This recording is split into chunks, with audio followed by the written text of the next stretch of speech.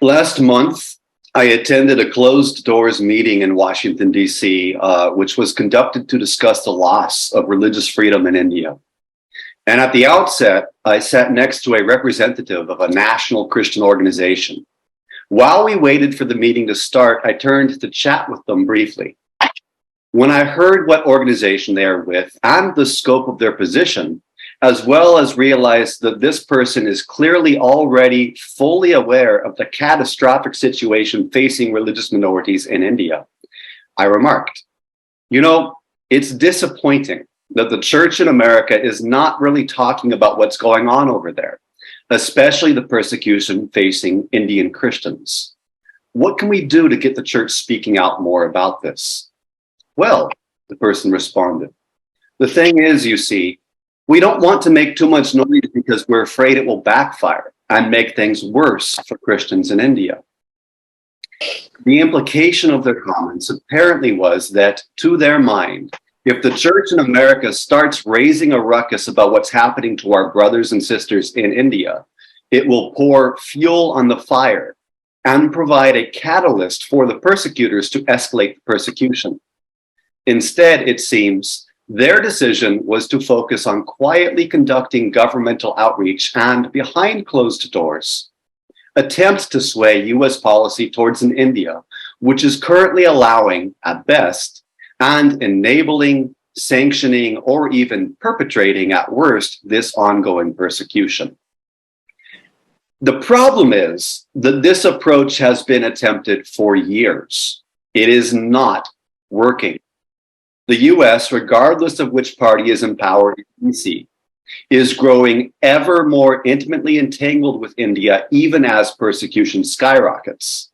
And that nonstop expansion of an unconditional US-India alliance has created a smokescreen which conceals the reality that the fires of persecution are already raging. What is pouring fuel on those fires is the dead silence of the American church. This silence is in direct contradiction to the wishes of Indian Christians. Over years of interacting with them, all across the board, absolutely the most common question I get from Christians in India is, why is the church in America not talking about what's happening to us? The most common ask I get from them is for prayer. But I can tell you right now, by and large, that the American church is not even praying for persecuted Christians. And one way I know that to be true is that it's not talking about persecuted Indian Christians. If the American church is not talking about persecution of Christians in India, then it cannot possibly be praying for them, because without talking about the existence of persecution, it doesn't even know of the need for prayer. When it comes to persecution of Indian Christians, the one thing that they need most right now is for the church in America to wake up from its slumber, stand up, and speak out loudly and consistently on their behalf. That needs to start happening within the church, not behind closed door sessions reaching out to US governmental bodies. That kind of outreach has been going on for a long time. The US government is undeniably aware of the religious persecution in India, as made obvious by its own damning reports. And the one thing at this point that is crystal clear is that they simply do not care. Continuing this same tired old approach, expecting that doing it one more time means that this time the US government will finally see the light and realize the need to prioritize humanitarian concern for India's suffering religious minorities over and above its economic interests and geopolitical strategies, means doing the same thing over and over again and expecting different results, which, as they say, is the definition of insanity. The one approach, however, that I have not seen attempted on this issue ever since persecution in India began escalating with the advent of Prime Minister Modi's regime, is systematic outreach to the American church with an emphasis on education of clergies and their congregations, and an expectation, no, a demand, that they make it a premier issue of prayer and conversation for Christians in the US. The time to do that was yesterday. But of course, if it hasn't been done already, then there is no time like the present. So it must be done today, because while those few in the American church who are already aware of the scale of the problem in India sometimes sit here in our country biting their tongues in a desperate hope that our government will find its conscience. Ethnic cleansing of Indian Christians, which is the ideological goal of the country's ruling party, is already underway in the Northeast in the state of Manipur. The violence in Manipur, India, began at the beginning of May 2023, and it is still in full swing. A couple of weeks ago, a young Christian Kukizo tribal man was beheaded, ISIS style, minus the filming of the act, and his head displayed on a fence in his village. In the words last month of one Manipuri Christian, there has been a non-stop attack on tribal people every day since May 3rd, 2023. National war for ethnic cleansing was declared in public media for all to see. But why no one came forward to protect us or stop the genocide? Why is the world watching us dying helplessly every day? Are we not human beings? That war on Manipuri Christian tribal people has led to the following. Well, we don't know the toll exactly because it is still ongoing. The fog of war still prevents us from discovering the full damage done. And propaganda is currently trying to further cloud the outcome of the violence. But whatever it is very bad. And here is a little bit of what we do know. 2 months ago, in mid-May, reports were that 400 churches have been burned down and 70 Christians killed. 2 months ago, that was where the situation stood. And violence today is still unabated. In early June, some reports put the death toll at 150 or more. In mid-June, some reports had it at 200 or more dead. There are currently perhaps 40,000 people at absolute minimum who are displaced, basically meaning in most cases that their homes have been destroyed, they have no place to live, and it is not safe for them to return because they might be killed if they do so. The official spokesperson of the Kerala Catholic Bishops' Council is talking about it. 2 weeks ago, he warned that, quote, India has a fascist government, and said that what is happening in Manipur is really a genocide.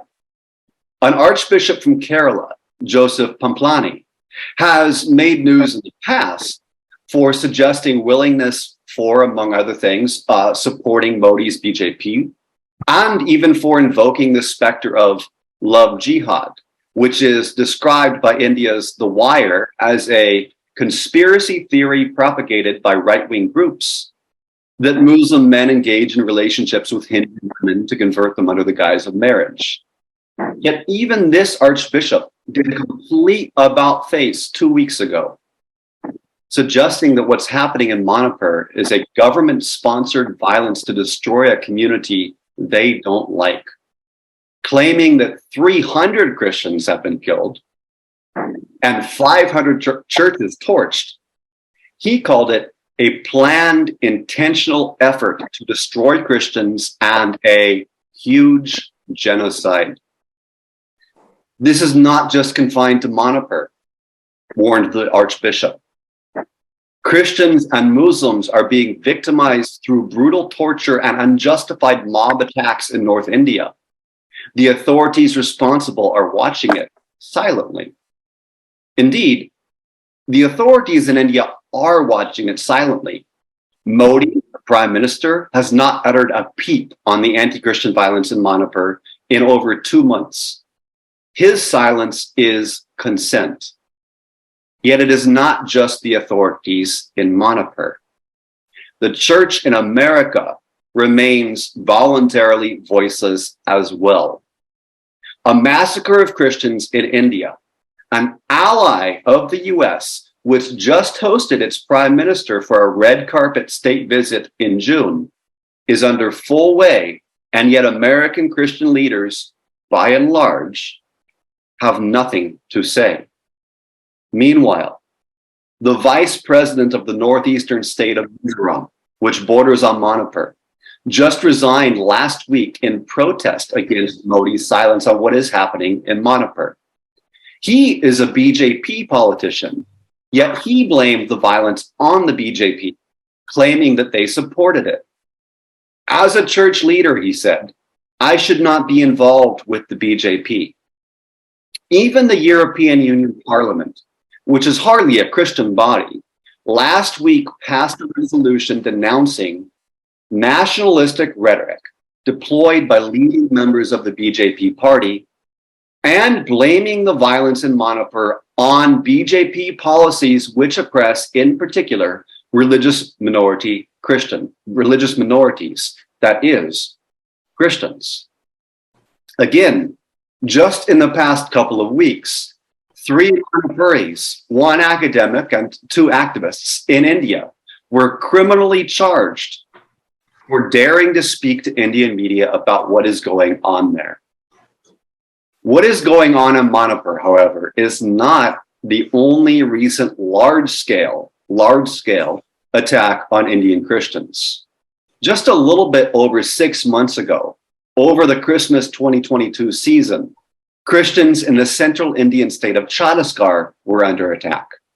Over several weeks, Hindu nationalist mobs chased thousands of tribal Christians out of their villages, demolishing their homes and churches, attempting to force many of them to recant their faith in Christ. These recent large-scale attacks are merely, or ought to be for us American Christians, the most attention-grabbing examples of the swelling tide of anti-Christian violence in India today. Whichever Indian Christian reporting organization we look to, the numbers do differ slightly, but the same general pattern holds. Every single year since the Modi regime took power in 2014, the reported incidents of violence against Christians have increased over the previous year. 2022 was particularly atrocious, with the recent 2023 report by the Federation of Indian American Christian Organizations, FIACONA, reporting that 1,198 cases, that is almost 1,200 cases, of verified violence against Christians in India occurred in 2022, which was a 157% increase, a 157% increase from the previous year. As FIACONA noted, this really probably only represents a fraction of the anti-Christian violence occurring. According to them, it is likely that about 30% of the actual, this likely represents about 30% of the actual incidents which have been occurring. A large number of these incidents, aside from the large-scale violence that we've discussed in Manipur and in Chhattisgarh, look like this. Christians gather for Sunday worship. A mob, oftentimes armed and oftentimes accompanied by the police, assembles outside. Then they invade the sanctuary during services. They beat up the clergy and congregation, smash the premises, drag people outside, and if the police are not already present, then they haul the clergy and the congregation down to the police station. They hand them over to the police, accused of engaging in illegal conversion, and the police file charges against the victims instead of the perpetrators. Rinse and repeat. The American church remains silent. From 2018 to 2022, India held the infamous title, according to Open Doors USA, of 10th most dangerous country in the world in which to be a Christian. In 2023, India did drop to the 11th most dangerous country, not because anything improved. In fact, as we just discussed, incidents of large-scale violence actually skyrocketed, but simply because the situation in Sudan got much worse than it was. Well, there are a few pretty particular differences between India and all the rest of the countries which do rank higher on the list of dangerous countries for Christians. For one thing, with countries like Afghanistan or North Korea or Iran or Pakistan all ranking higher, it's notable that none of them, unlike India, has a long reputation of being a generally stable and secular democracy. For another thing, as the most populous country in the world, the populations combined of all of the other higher ranking countries in the world where it's more dangerous to be a Christian are only about half of that of India. For yet another thing, not a single one of the countries which ranks higher on the list of most dangerous countries in the world in which to be a Christian is an ally of the US. In fact, a lot of them have openly hostile relations with our country. India is the only country in the world which is tolerating, even sanctioning, large-scale anti-Christian violence while being a democracy allied with our country, the US. And because it's so populous, that means that the violence stands to impact a far larger number of Christians than anywhere else in the world today. Yet the American church is, by and large, silent. It's no surprise to those who have been following what's happening in India that the ascendance of the BJP has resulted in escalating violence against Christians. It's in their ideological DNA. The BJP is the political wing of the RSS, a Hindu nationalist paramilitary founded in 1925, whose early and most influential leaders extensively detailed their hatred of Christians in India. In their words, written in the 1930s through the 1960s, Indian Christians are a separatist force who are fundamentally anti-national and who are solely devoted to destroying the nationalism of Indian citizens. The goal of Christians residing in the land, they said, was to demolish not only the religious and social fabric of our life, but also to establish political domination. The reasoning they offered was that Indian Christians, quote, refused to offer their first loyalty to the land of their birth, behaving instead as, quote, agents of the international movement for the spread of Christianity, claiming that wherever they have gone, Christians have been nothing but bloodsuckers. These Hindu nationalist ideologues who served as the founding fathers of the modern day regime in India concluded Christians will remain here as hostiles and will have to be treated as such. The US government, nevertheless, is not only doing nothing about this situation, they're actually deepening relations with India. Under Modi's regime, this has continued unabated regardless of which party is in power here in America. Trump or Modi, or Trump or Biden, it doesn't matter. Trade deals, arms deals, and more are what leads the way. And while outfits like the US Commission on International Religious Freedom incessantly recommend that India be named a country of particular concern for its violations of human rights, of religious freedom, nothing changes. The voice of the church in America, however, could prompt a change if it were raised. They say that silence is consent. In India, Modi's silence on what is happening in Manipur certainly appears to be consent. In the US, is the silence of the American church on what's happening in India to Indian Christians also consent? Or, to give the benefit of the doubt, perhaps they just don't know what's happening.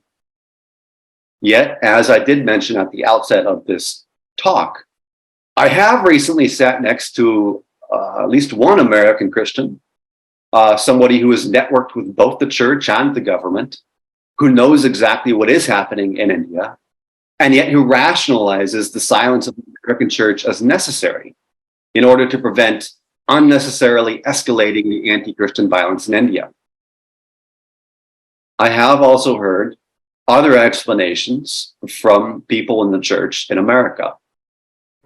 The global church, some have said, must expect persecution and view it as a normal manifestation, normal outcome of following Christ. Yes, that's true. But we do not have to be silent when our fellow Christians are being murdered. In fact, Christ actually requires that we raise our voices for them. As it said of Jesus about him going to the cross, he was oppressed and he was afflicted, yet he opened not his mouth. Like a lamb that is led to the slaughter, and like a sheep that before its shearers is silent, so he opened not his mouth. As Jesus said, "Blessed are those who are persecuted for righteousness' sake, for theirs is the kingdom of heaven. Blessed are you when others revile you and persecute you and utter all kinds of evil against you falsely on my account." And as promised by the apostles, in the world, you will have tribulation, and we are heirs of God and fellow heirs with Christ, provided that we suffer with him in order that we also may be glorified with him. But the thing is, these are assurances to us. These are not calls for us to look at the persecution and suffering of our fellow Christians, say, well, that's to be expected. They're being blessed for being persecuted, and then go on with our own persecution-free lives. When we're called to be Christians, that is, little Christs, and we grapple with the reality of how we might be persecuted, we are not called to look at how Jesus went to the cross like a lamb to the slaughter without opening his mouth, and conclude that that means we should not open our mouths on behalf of others who are facing persecution. It means we don't appeal on our own behalf. Appealing on behalf of and helping others who are persecuted, and yes, that includes Christians, is in fact a mandate upon us. From the story of the Good Samaritan, who was the only person to stop and aid a victim, who didn't even hail from his own community, to the parable of the sheep and the goats, we are ordered by God to take action on behalf of others who are being persecuted. Right. Rescue those who are being taken away to death. Hold back those who are stumbling to the slaughter, we're told in the Proverbs. If you say, "Behold, we did not know this," does not he who weighs the heart perceive it? Does not he who keeps watch over your soul know it? And will he not repay man according to his work? The Apostle James warned, if a brother or sister is poorly clothed and lacking in daily food, and one of you says to them, "Go in peace, be warmed and filled," without giving them the things needed for the body, what good is that? If that's the admonition given for us when a brother or sister is poorly clothed and lacking in daily food, what do we think the admonition is when they're being murdered for believing in Jesus?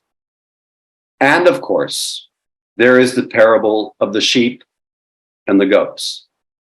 In the last day, Jesus will speak and say to many, "I was hungry and you gave me no food. I was thirsty and you gave me no drink. I was a stranger and you did not welcome me, naked and you did not clothe me, sick and in prison and you did not visit me.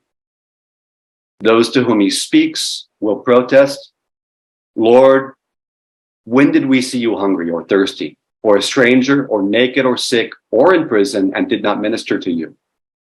He will answer, truly I say to you, as you did not do to one of the least of these, you did not do to me. Then he will tell such people to depart from him, for he does not know them. What will Jesus say to those in the last day who, when told, I was an Indian Christian being murdered for my faith, you knew about it and you said nothing, answer, but Lord, blessed are those who are persecuted.